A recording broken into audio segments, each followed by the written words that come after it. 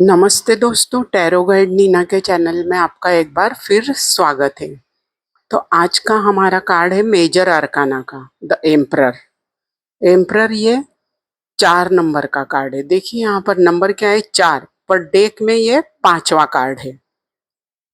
अब हम इस कार्ड को कीवर्ड्स पहले देखते हैं कि ये कीवर्ड्स इसके क्या है। स्टेबिलिटी, 4 नंबर का कार्ड है ना, तो ये स्टेबिलिटी को दिखाता है। पावर, इस पर्सन के कपड़े देखो कैसे रेड कलर के कपड़े पहन के रखे हैं, तो रेड कलर हमें पावर एंड पैशन को दिखाता है, मतलब अपनी खुद की ताकत, जुनून।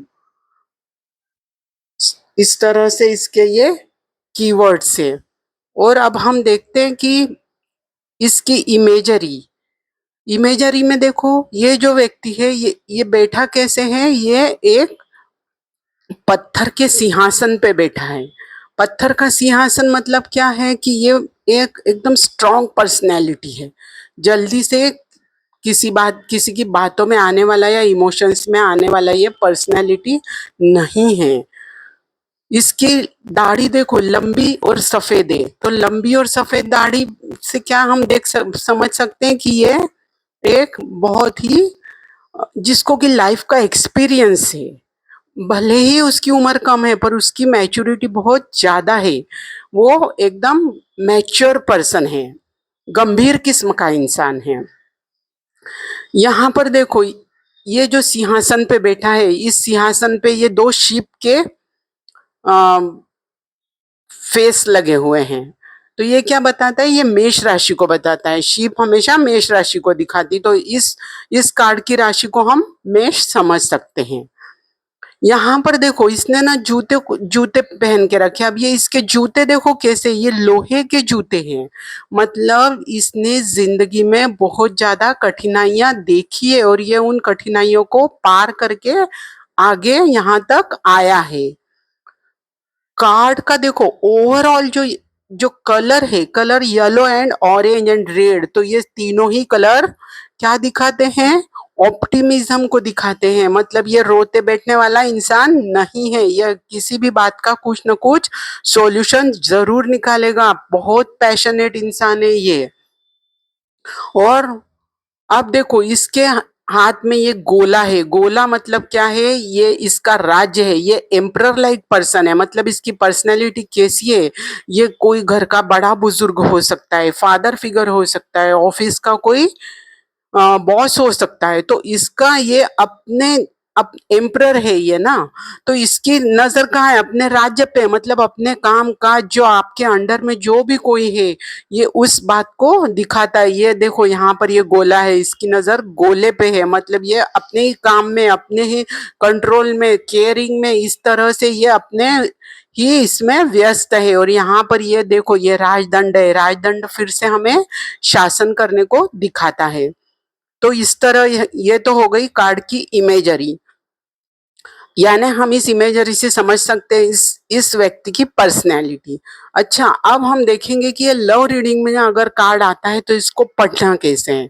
तो अगर ये कार्ड सिंगल के लिए आता है तो हम कहेंगे कि आपका और आपका जो पार्टनर है या जो आपको साथी मिलने वाला है, उस उसमें क्या रहेगा, एज गैप बहुत ज्यादा रहेगा। तो इस तरह से ये सिंगल के लिए पढ़ेंगे। अगर ये कार्ड एग्जिस्टिंग रिलेशनशिप में आता है तो एग्जिस्टिंग रिलेशनशिप में हम क्या कहेंगे कि आपका जो पार्टनर है ना बहुत ज्यादा कंट्रोलिंग है। और ये कंट्रोलिंग होने की वजह से क्या है कि आपका रिलेशनशिप में दम घुटने लगा है। मतलब ये कैसा पार्टनर है कि जो भी कुछ होगा, घर में जो कुछ होगा, हमारे रिश्ते में जो कुछ होगा, वो सब मेरी मर्जी से चलेगा। ये बहुत कंट्रोल करता है। तो इससे क्या है, सामने वाले का दिल घुटने लगता है, वो उसको सहन होना मुश्किल हो जाता है। ये किसी को फ्रीडम नहीं देता है। But at the same time ये क्या है, केयरिंग भी नेचर है, ये प्रोवाइडर भी है, ये केयरर भी है। ये आपकी फिक्र भी बहुत करता है, ये आपको सब कुछ प्रोवाइड भी करेगा, पर ये सब इसे इसका कंट्रोल रहेगा। इसके ऊपर किसी ने कंट्रोल नहीं करना है, ये सबको कंट्रोल करेगा। अगर ये कार्ड फाइनेंसेस में आता है तो हम बताएंगे कि आप ना फिजूल खर्च बहुत ज्यादा कर रहे हैं। या तो आप फिजूल खर्च ज्यादा कर रहे हैं या फिर आप अपने फाइनेंसेस को कंट्रोल बहुत ज्यादा कर रहे हैं। इस तरह से ये कार्ड हो सकता है। और आप अपने पार्टनर के, आपके आसपास वाले सभी लोगों के फाइनेंसेस को आप कंट्रोल कर रहे हैं। तो इस तरह ये फाइनेंसेस में हम पढ़ेंगे। अगर ये करियर में कार्ड आता है तो हम उस पर्सन को कह सकते हैं, हमारे पेरेंट को कह सकते हैं कि या तो आप ना बॉस की पोजीशन पे आपको जॉब मिल सकता है, या आपने बॉस जैसे किसी किसी एक्सपीरियंस पर्सन की सलाह लेनी है जॉब में। आपको करियर में आपको वहां पर किसी से, इस तरह के व्यक्ति के कंट्रोल में रहना पड़ेगा, इस तरह के व्यक्ति से सलाह लेनी पड़ेगी हमेशा, या फिर आप उस पोजीशन पे जा सकते हैं। अगर ये कार्ड हेल्थ में आता है तो हम क्या बताएंगे कि आप ना सारी दुनिया का बोझ अपने सिर पे लेकर बैठे, और उससे आपको क्या हो रहा है कि आपकी हेल्थ बिगड़ रही है, आपकी इमोशनल हेल्थ बहुत ज्यादा बिगड़ रही है, और इसलिए आपकी फिजिकल हेल्थ भी बहुत बिगड़ रही है। और आपने थोड़ा एक्सरसाइज करने की भी जरूरत है, कंट्रोल कम करने की जरूरत है। अगर ये कार्ड स्पिरिचुअलिटी में आता है तो ये व्यक्ति या तो बहुत स्पिरिचुअल रहेगा या बिल्कुल भी स्पिरिचुअल नहीं है। मेजॉरिटी ऑफ द टाइम की ये स्पिरिचुअल नहीं है ये व्यक्ति। तो इसको थोड़ी पूजा साधना करने की जरूरत है। यस और नो की रीडिंग में ये यस का कार्ड है।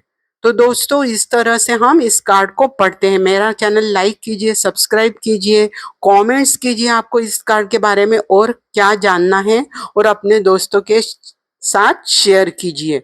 अगले कार्ड में हम मिलते हैं, तब तक के लिए बाय बाय।